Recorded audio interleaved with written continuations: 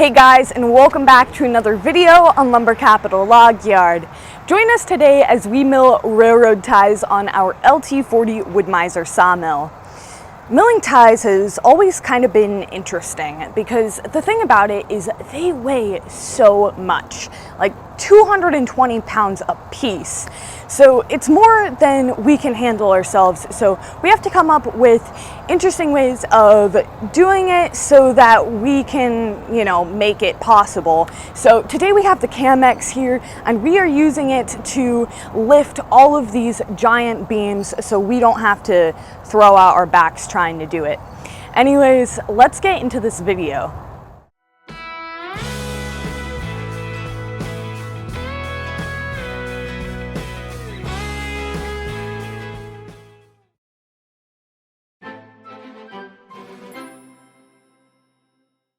So as you saw, we've already cut a few this morning. This one is our fourth one here on the ground. And so the next step for us is to remove it with the Camex and put another log on. Now we can't load the deck like normal because the cants have to roll back off, which is kind of the difference from how we would normally run the mill. I'd usually pull all of the material back onto the roller table that way, but because they're so big, we have to be able to grab it with the Camex, so it has to come back down off the arms and onto the deck to then be stacked. And so let's get right to it. Like I said, we already have done some this morning and there is plenty more here to do, so let's get to it.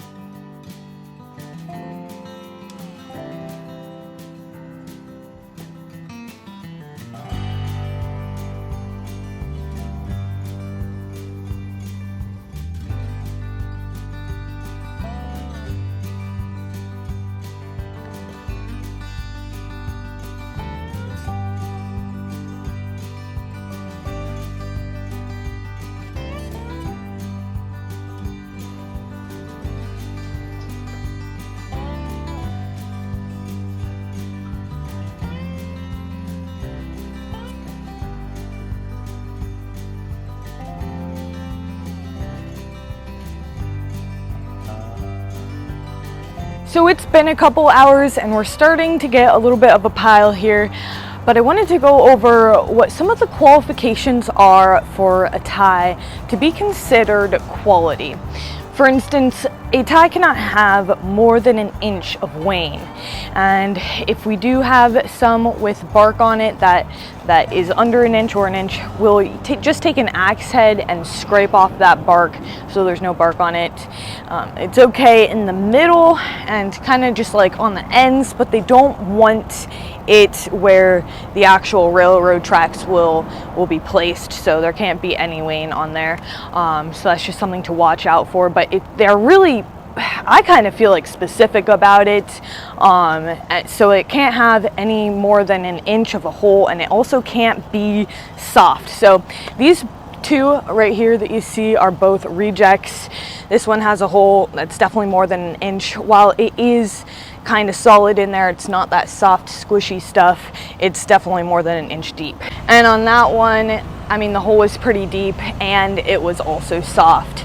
So let's get back to milling up some of these logs. We still have a while to go and we want to get as many done as possible. Fortunately, it doesn't take that long to mill these up because you're not cutting through the whole log. You're only making a few cuts. On the smaller logs, you can get away with only making 4 cuts, right? Your 4 slabs. On larger logs, you obviously have to take off a little bit more than that, which means making extra cuts, hence taking longer, right? But the larger the log usually yields, I don't know, better usually, because when you're trying to get it out of your really tiny logs, that's when you get all of that wane on there, and it makes it really hard to have a nice clean cant. So anyhow, let's get back to it.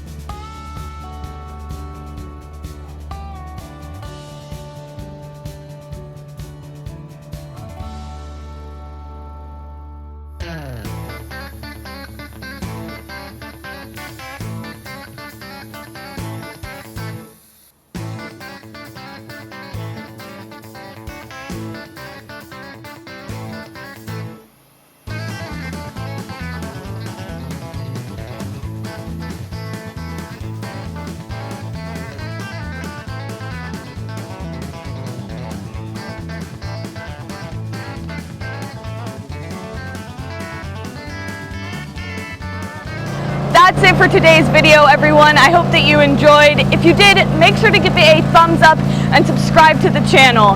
You can also follow us on Instagram at Lumber Capital Log Yard for extra content. Other than that, we'll see you back here next time. Bye.